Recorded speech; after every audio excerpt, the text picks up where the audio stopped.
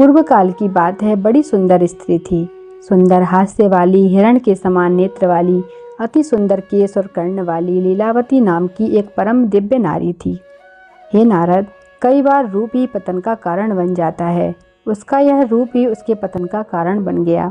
अत्यधिक पाप कर्म करते करते इसके मन में अत्यधिक ग्लानि हुई।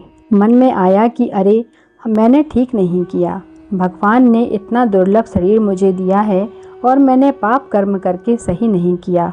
उसके मन में थोड़ा वैराग्य जाग गया था, जिससे वह यह बात समझ पाई। अब वह अपने उद्धार और पाप से मुक्ति हेतु एक आश्रम, जहाँ ऋषि मुनि राधाष्टमी उत्सव मना रहे थे, राधा कृष्ण के विग्रह का बड़ा सुंदर दूध, दही, पंचामृत, गंगा जल से अभिषेक कर रहे हैं और कलश आदि रखकर बड़ा सुंदर उत्सव मना रहे हैं। तब उसे बड़ा आश्चर्य हुआ। वह विचार करने लगी।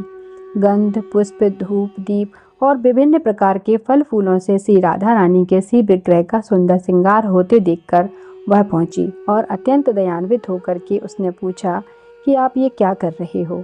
कृपा करके मुझे भी बताइए। तब ऐसा सुनकर उन वैष्णवों ने कहा कि हे देवी, भादों के शुक्ल पक्ष में अष्टमी तिथि को श्री राधा रानी का जन्म हुआ है, इसलिए हम लोग प्रयत्न पूर्वक राधा रानी का उत्सव मना रहे हैं। और देखो देवी, किसी से जाने अनजाने चोरी का पाप लग गया हो, विश्वासघाती होने का पाप लग गया हो, वो हत्या का पाप लग गया हो, स्त्री हत्या का पाप लगा हो, ऐसे जो भी भयंकर भयंकर पाप हों, वो भी इस व्रत से नष्ट हो जाते हैं। जो श्री राधा अष्टमी का व्रत धारण करता है, उसे किसी प्रकार का कष्ट नहीं भोगना पड़ता। ऐसा सुनकर वह स्त्री रोने लगी।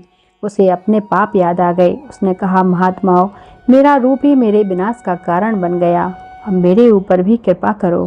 तब उन वैष्णवों ने कहा कि हे देवी, दुख मत करो। श्री कृष्ण पतित पावन हैं और श्री राधा पतित पावनी हैं। तुम श्रद्धा पूर्वक राधा अष्टमी का व्रत करो, तुम्हारा कष्ट जरूर दूर हो जाएगा। तभी उस स्त्री ने निश्चय कर लिया कि वह भी राधा अष्टमी का व्रत करेगी।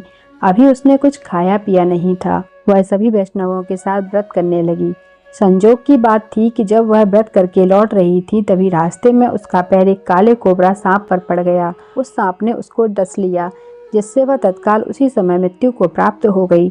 यमराज के दूत आए, उसे पास में बांधकर यमराज के पास ले जाने लगे।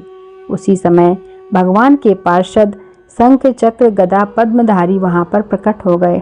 उन्होंने उसी समय पास के टुकड़े टुकड़े कर दिए। उस स्त्री को स्वर्ण विमान में बिठाकर गोलोक धाम में ले गए। सूत जी महाराज कहते हैं, देखो ऋषियों, जिस स्त्री को नरक जाना था, एक बार जीवन में उससे व्रत बन गया, इसलिए राधा कृष्ण की सेवा गोलोक में उसे प्राप्त हो गई। इसलिए जो भी राधा अष्टमी का व्रत नहीं करता है, वह मनुष्य मूढ़ है। करोड़ों कल्पों तक भी नरक से उसका उद्धार नहीं होता है। इस व्रत को करने से श्री राधा कृष्ण प्रसन्न हो जाते हैं, सभी पाप नष्ट हो जाते हैं और अंत में भगवान के नित्य धाम को प्राप्त करते हैं। बोलिए भक्त वत्सल भगवान की जय, श्री राधा किशोरी की जय। राधा अष्टमी की कथा जो भी श्रद्धा पूर्वक पढ़ता या सुनता है, वह संपूर्ण पापों से मुक्त होकर भगवान के धाम में पहुंच जाता है। बोलिए राधा रानी की जय।